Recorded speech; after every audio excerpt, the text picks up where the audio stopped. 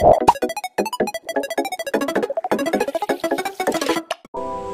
what's up mga kosa? What's up, all G's?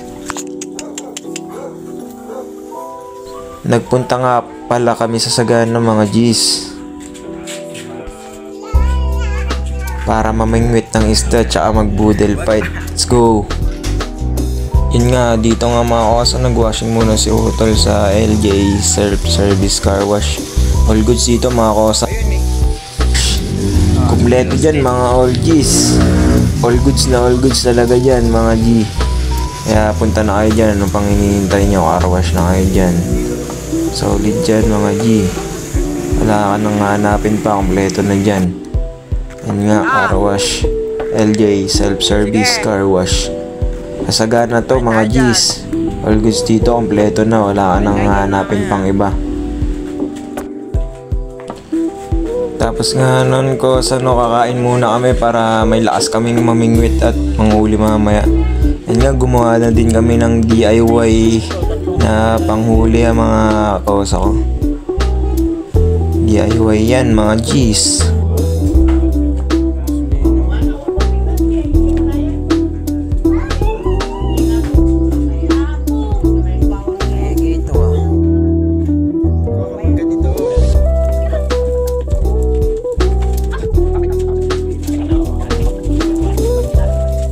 Nga, pagkataas nun, pupunta na kami, inismoke ko muna tong 1Gs.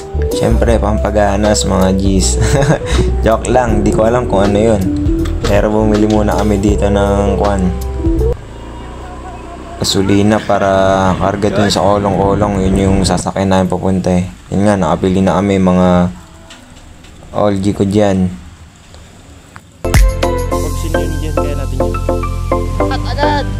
Kinarga na namin mga G para going to fish pan na kami. Mamingwit. Let's go.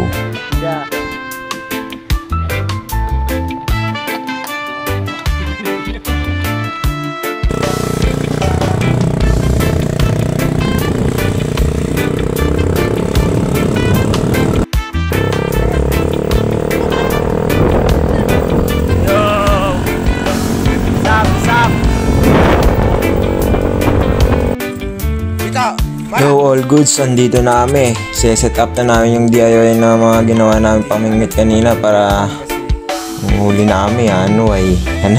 Let's go mga all G's dyan. Hindi nga, manghuli na kami. Nagukay pa si Utol ng uod pampakain sa isda, pero pwedala rin kaming karne pain. Yan nga, nakahuli nga dyan si Utol na ng isa. Huli si Kuya.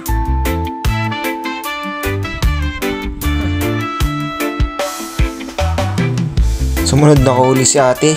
Dalawa agad sa isang pangmingwit lang. All goods agad. Tagisa kami dala sa isang sima ay sa isang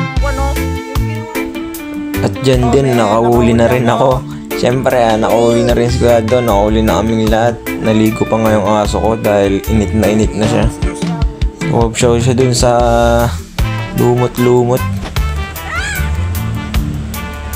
All goods, pagkatapos nyan G, panoorin nyo na lang.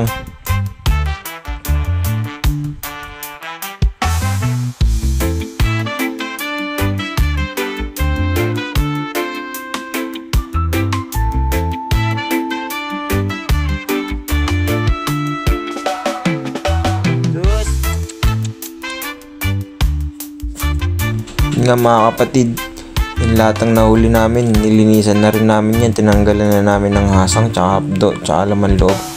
Tapos yung mga tanggal na yun, papakain ko na rin sa mga isda dyan sa fish pan. Nalit din pala namin yung mga malilit na tilapia. Ang target nga sana namin na hito, kaso kahirap huliin nila. Pagkataas nun, kinuha muna namin yung tent sa may housing sa Victory.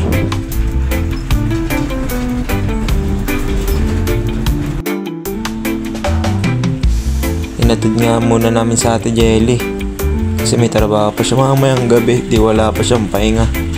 Let's go.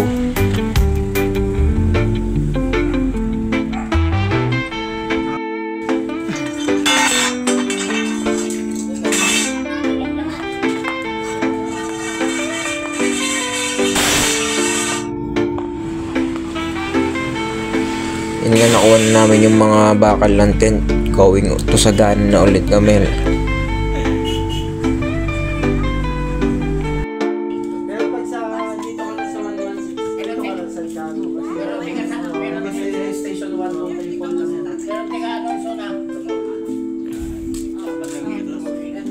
Yun nga, jamming na kami dito. Family banding na yan, mga osa. Yan ang good shit talaga.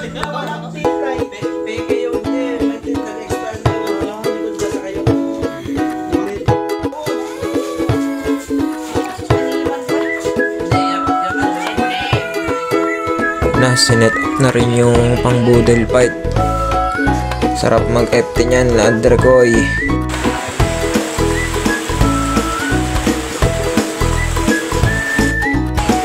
Yan yun, tapos na din kami mag-shot. Pumuntrip na rin kami.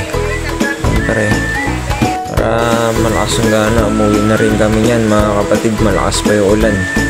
Tapos pinagpatuloy na yun sa bahay. Yung sumundot pa kami ng isang Red Doors, tas hanggang dyan na lang. Kasing na rin ako yan eh.